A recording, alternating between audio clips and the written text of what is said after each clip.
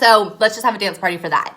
But let's jump into, I have 3 just really quick tips. I'm gonna try and keep this under 10 minutes, but these are some things that really helped me early on in my business and still to this day are helping me. So number 1, you guys, I know we've kind of been talking about this a lot recently, but know exactly when you're starting your challenge group and the theme behind your challenge group. Now, kind of what that means is 1, it's so important to know when you're starting. So when you sit down to start inviting girls, you have clarity on exactly when this is going to be going. You have a sense of urgency there. They know what to expect. It's a lot more clear versus kind of procrastinating and being like, well, I don't know, I guess I could push it back another week. Oh, well, maybe I'll start next month. No, pick a date and commit to that. Now, when we also say pick a theme, it can be a bunch of different things, right? Maybe you're the type that you're like, I want to name my challenge group like April showers, bring May flowers, we're going to spring into summer type boot camp, right? Like maybe that's the way you want to market it. Or another thing that works really well is kind of pick the thing that you are personally most excited about to do in your boot camp, whether that's honing in on your nutrition more, trying Shakeology recipes, bringing in personal development more, focusing in on a specific workout program, kind of whatever you want to do in your boot camp, and then target girls that are gonna fit that same mindset. So if you are sitting there and you're like, I have my workouts on lockdown, but I really wanna get better at like Sunday meal prepping and sharing recipes, okay, I'm gonna go out and really talk about that aspect with the girls that I'm inviting. Hey, we're gonna be doing our workouts, but we're also gonna learn how to eat healthy during all of these summer barbecues that are gonna be coming up, how to bring potluck recipes, how to eat out at picnics, all of these kind of different things. You can start to really bring in that excitement and that passion into the invite because you know exactly what that theme of that group is going to be, what the motivator for joining the group is going to be. And I will tell you, I have probably some of my most passionate and excited invites right after I get off a call with Keisha and we have just been like, oh my gosh, we can do this and we can bring this in and we can incorporate that. It's going to be super fun. When I go out and send those invites, I am like, girl, you want to be in this group. Here's how much fun we're going to be having. Here's all the things we're going to do. There's so much more spark in that invite. So get some clarity on kind of what the theme of your group is going to look like, feel like. Are you focusing in on morning routines? You know, all of that. There's so many different ideas, and just kind of depending on whether you're running a group by yourself or you're partnering with other coaches on this team, you guys can kind of collaborate. What are we most excited to focus on? And let's go bring in other girls that are excited to focus on that too. So there's that part of it. Tip number 2, I personally think it's really important to pick a very specific number of girls that you plan to bring into that group. So it doesn't just come off like this, I don't know, willy-nilly invite where you're just sending out as many as you can with no end goal or intention, but you're like, okay, here's the theme of my group, here's what I'm most excited about, and I'm gonna fill it with 5 brand new girls this month that are super excited.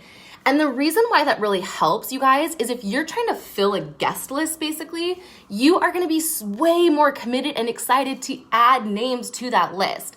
And what I would say with that tip is don't pick a Success Club number. Don't be the girl that's just like, well, I'm going to hit Success Club 20 this month.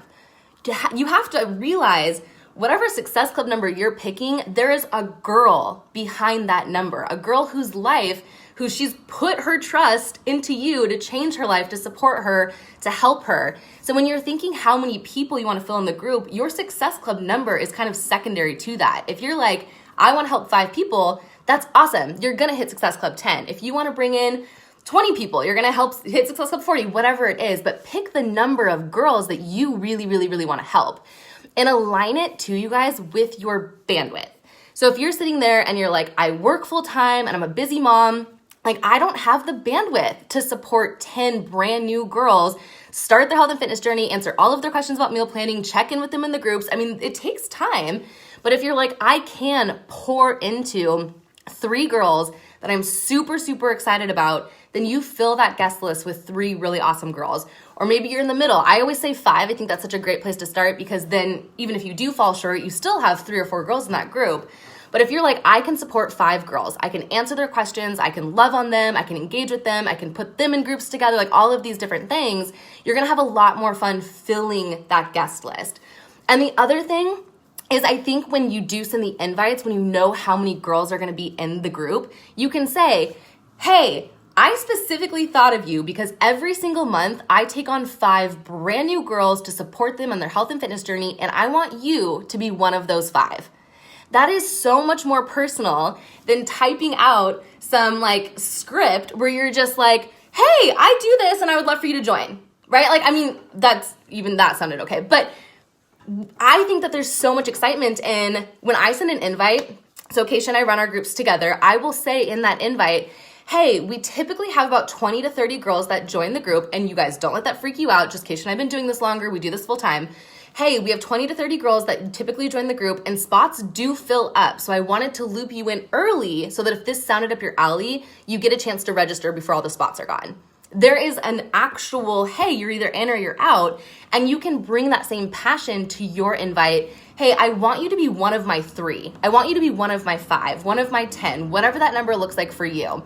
In my first year of building, I don't know why, but I picked the number 7 or 8, and I would say there's 8 girls in the group. And it worked. It was so much fun, and I typically actually had about 8 girls in every single group. So pick that number, and it's going to make your invite a lot more personal. And then tip number 3, just a couple invite examples on wording. Some things that have worked well for me. I'm going to give you guys kind of 3 different versions. One, if it's the first time I have invited this person, typically you guys, and this is something that Keisha and I have been talking a lot about too, we are jumping into the invite fairly quickly with people. So I'm not going to go into the whole process because there's other videos on that, but basically I follow new girls on Instagram. When they follow me back, I engage with their profile, and I will just chip in really quickly with what... If you're, just be cautious of what you think is engaging with someone's profile. Don't think that just like scrolling Instagram and liking photos counts as engaging with people's profiles. Engaging really means that you're intentionally going to their page and you're interacting with it in a way that connects you to them, that leaves an impression on them. So maybe for me, sometimes that is liking some of their photos and commenting on their photos. Sometimes I follow up with that where I'm sending them a message like, hey, don't mind me over here blowing you up with notifications, but you're super cute, excited to connect. Sometimes it's replying to one of their stories that they posted, or sometimes it's voting on a poll. If you're looking for like a mathematical equation on engaging with a profile, you're gonna have a really hard time because everyone's profile is different. Every human is different. So really every engagement is gonna look different too. But it is kind of just making sure that I leave an impression on them. And then when it's time to invite, whether that's a day later or a week later, again, there's no really rhyme or reason to it other than when I go into the mode of, okay, challenge group starting on this day and I'm gonna find 10 new girls to join it, that's when I'm gonna start inviting them kind of thing. With this brand new invite, kind of my approach is almost what I said earlier. Hey, I know we haven't been connected on Instagram for super long, but I love your vibe, I love your energy. I really think we'd be friends in real life and I think you would vibe with all of the girls. I wanted to reach out to you because my best friend and I actually do these online boot camps once a month. They're for women all over the country. And we're really just about embracing the busy lifestyle or a healthy lifestyle for a busy babe. And the reason I wanted to reach out to you specifically is I only open up 10 spots. And since we haven't been connected that long, I didn't want you to miss out on registration if this sounded up your alley, right? Like it's really specific to them. I'm really excited. I actually and genuinely I love you. I think you're super cute. And now I'm sending you this invite, but I also want you to know time is limited, spots are limited, so I'm informing you so you have the chance to jump in. And that has been received very, very well, whether people are like, oh my gosh, thank you for thinking of me, not right now, or they're like, tell me more kind of thing. And I've already set the tone for a sense of urgency.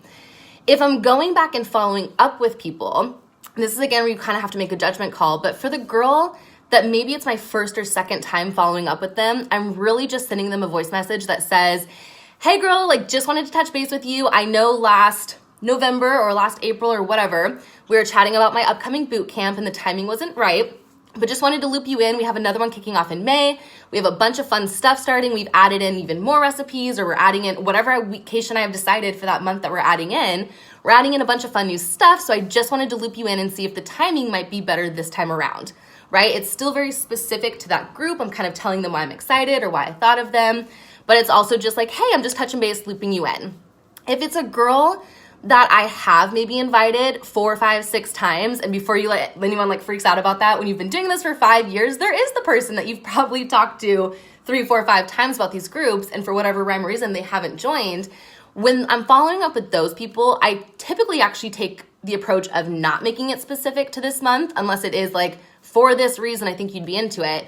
But it's kind of like, hey, I just wanted to touch base. It's been a few months since we last chatted. I just wanted to let you know I'm still doing those monthly boot camps. I know it hasn't worked out in the past, but if you ever do want to jump in, I know things get super busy over the summer, and I know you're super busy with job, kids, life, house, whatever, because I know them.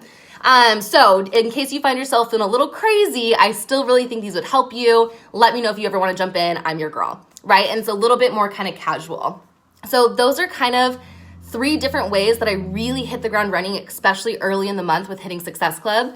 And I just don't hold back. I own the fact that I'm excited. I own the fact that I'm pumped up. I own the fact that I really feel confident that they will love it, that they're going to get results from it.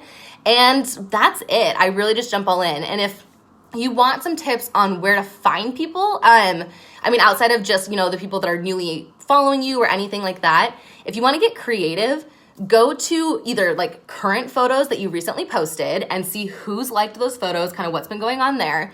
You can also go to old photos, you guys, and this is what's so cool.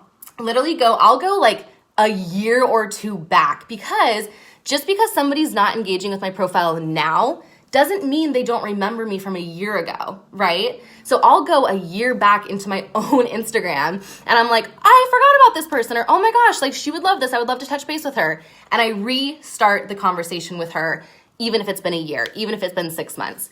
Okay, so you can really get creative that way. I will also, and this maybe is something, I don't know, I love doing this. This is just a personality thing.